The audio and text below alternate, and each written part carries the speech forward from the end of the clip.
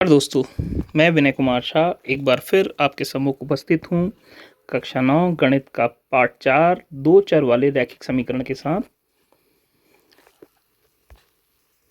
इस भाग में हम दो चर वाले रैखिक समीकरणों का हल एवं दो चर वाले रैखिक समीकरण का ग्राफीय निरूपण सीखेंगे।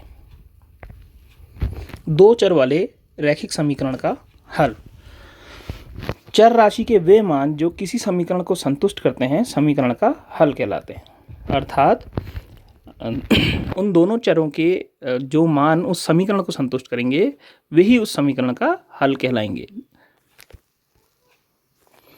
दो चर वाले समीकरण का हल ज्ञात करने की विधि।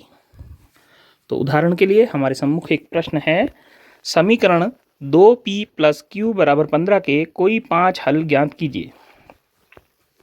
तो इसका सबसे पहला स्टेप है, सर्वप्रथम समीकरण में किसी भी एक चर का पृथक्करण करते हैं। अर्थात हम कोई भी एक चर दोनों में से जो आसानी से अलग हो सके उसको अलग करते हैं, अर्थात उसका मान लिखते हैं। जैसे यहाँ पर q जो है वो आसानी से अलग हो जाता है, तो इस समीकरण को हम इस ढंग से लिख सकते हैं। 2p को अगर दूसरी साइड ले जाएंगे तो q = 15 - 2p।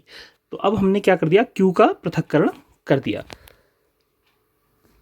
स्टेप 2, समीकरण में पृथक किए हुए चर के भिन्न भिन्न मानों के लिए दूसरी चर राशि के मान ज्ञात करते हैं। तो हम एक तालिका बनाते हैं जिसमें जो एक दो चर हैं हमारे उन्हें लिख लेते हैं, ऊपर p और नीचे q जो हमने पृथक किया था उसको नीचे लिखा है हमने और उसका मान भी लिखा है 15 - 2p।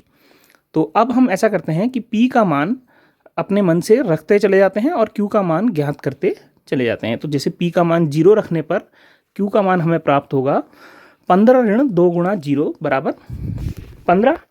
इसी प्रकार p का मान 1 रखने पर हमें प्राप्त होगा 15 - 2 = 13। तो ऐसे ही p का मान 2 रखने पे हमें q का मान प्राप्त होता है 11, p का मान 3 रखने पे हमें प्राप्त होता है q का मान 9 और p का मान 4 रखने पे q का मान 7। इस प्रकार प्राप्त चर राशियों के मान समीकरण के हल कहलाते हैं। तो यदि हम समीकरण में p = 0 और q = 15 रखें तो समीकरण संतुष्ट होगा, यानी कि ये समीकरण का हल है। इसी प्रकार 1 3 ये भी समीकरण का 1 13 ये भी समीकरण का हल है, और 2 11 3 9 और 4 7 ये सभी समीकरण के हल हैं। तो इस प्रकार हमने समीकरण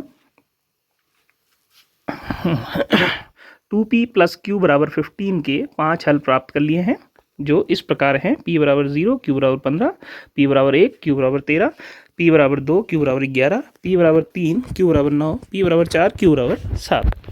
इसी प्रकार इसी तरीके को अपनाते हुए हम इस समीकरण के और भी कई हल प्राप्त कर सकते हैं। अब दूसरा बिंदु है दो चर वाले रैखिक समीकरण का ग्राफीय निरूपण। इसमें उदाहरण प्रश्न हमने लिया है, समीकरण p + q = 5 का ग्राफीय निरूपण करें। तो इसका भी पहला स्टेप उसी प्रकार का होगा कि ग्राफीय निरूपण हेतु सर्वप्रथम समीकरण के कोई दो हल हम ज्ञात कर लेते हैं। तो हमारे पास समीकरण था p - q = 5। तो q का पृथक्करण करते हैं तो q = 5 - p। तो इसी प्रकार हम दो हल प्राप्त करते हैं। p = 0 और 1 रखकर q का मान ज्ञात करते हैं। तो q का मान, p का मान 0 रखने पर q का मान आएगा 5 और 1 रखने पर q का मान आएगा 4। तो हमारे पास जो दो हल हैं वो हैं 0 5 और 1 4। अब स्टेप 2, हम एक चर को x अक्ष और दूसरे चर को y अक्ष के सापेक्ष मानते हुए ग्राफ पर निरूपित करते हैं। तो पहले चर को हमने p को जो है x अक्ष मान लिया है और q को हमने माना है y अक्ष।